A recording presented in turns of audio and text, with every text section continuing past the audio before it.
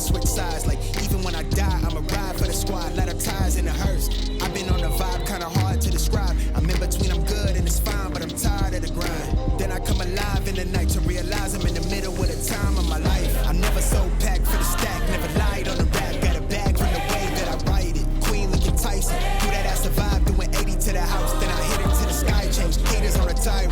Talking to the crib in the face, be still, let that hate stuff fade. We all want the same, we all want a meal in the safe. I wanna live like I'm trying to reach enlightenment. Trail spill from my lips, feel bent from the bib. Take a sip till I pass out. Try and get grit, but it don't make sense. Cause you can lose life on this fast route. Yeah, turn thoughts to a cash cow. I might flip that to the... Hey everyone, it's Steve from Sneaker Tech Talk, back with another video today. For today's video, we will be taking a look at the performance review of the Kobe 5 Protro in the year of the snake colorway. I am at Rise HQ for Rise Basketball here in Calgary, Alberta. So without further ado, let's take a look at the performance review of the Kobe 5 Protro.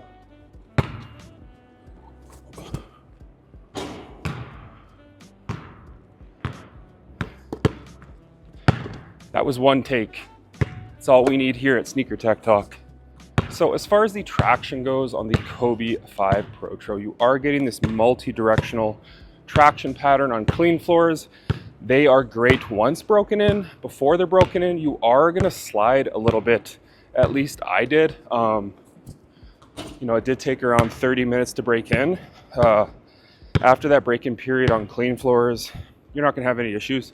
Dirty floors, these things collect a ton of dust. And I can't stress that enough, that you are gonna have to wipe with this outsole on the Kobe 5 Protro. If you don't wipe, you may biff on hard lateral movements. I did have an instance or two of that, but after that I was wiping pretty frequent to the point where it wasn't an issue after that. As far as linear movements, lateral movements, you'll be good to go on clean floors. One issue that I have been having a little bit is the outsole is wearing away pretty quickly.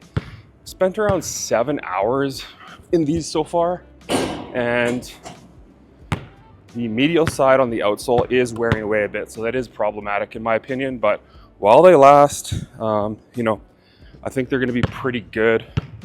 On this floor here, there is a bit of a squeak, so that's good. Overall, I would probably give this an 8 out of 10. I don't think it's as good as the 6, 8, or 9 Protro. I'd say it's probably the worst.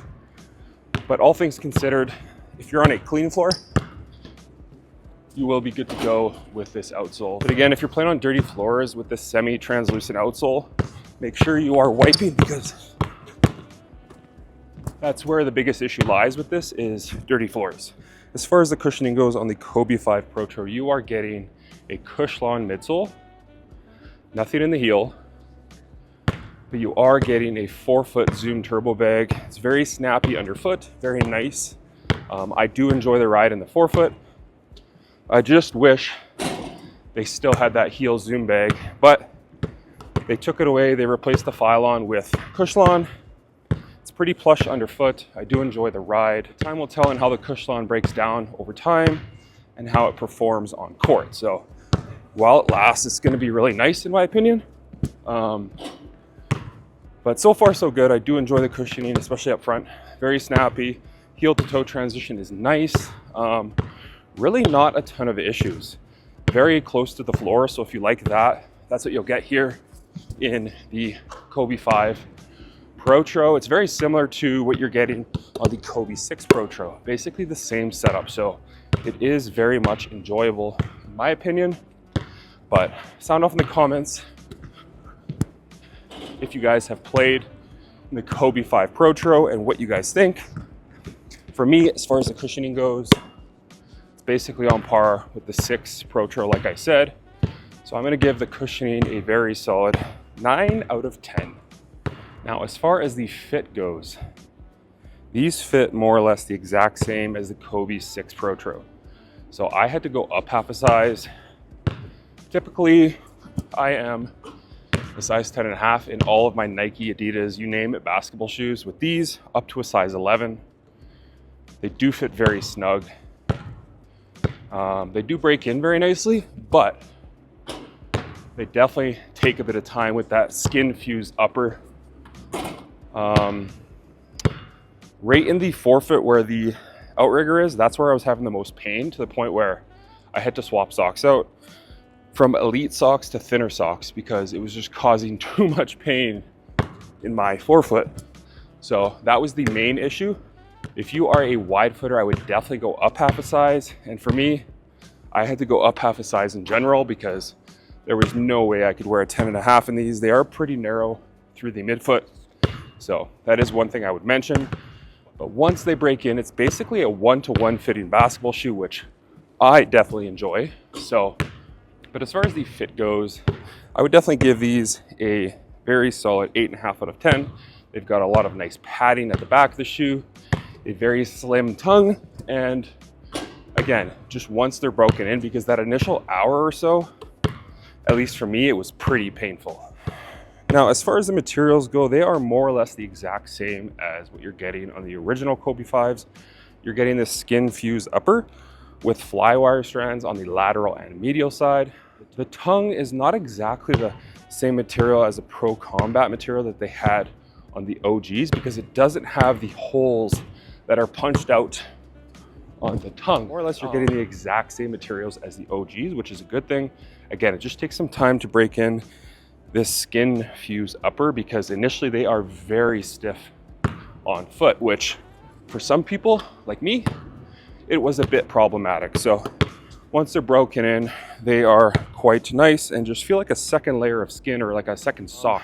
Again though, my biggest issue with this material, and again, it's more or less the same as the OGs, is the price point. I think these go for like 200 USD. 260, 270 here in Canada, so the price is very expensive.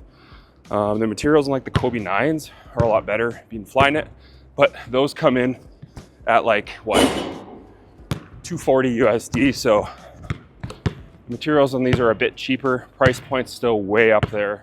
Like I said, once they break in, they're definitely nice on foot, but for me, the materials are not a standout feature of this basketball shoe other than how they conform to your foot. So for me, on the Kobe 5 Protro, I'm gonna have to give the materials a decent 7.5 out of 10.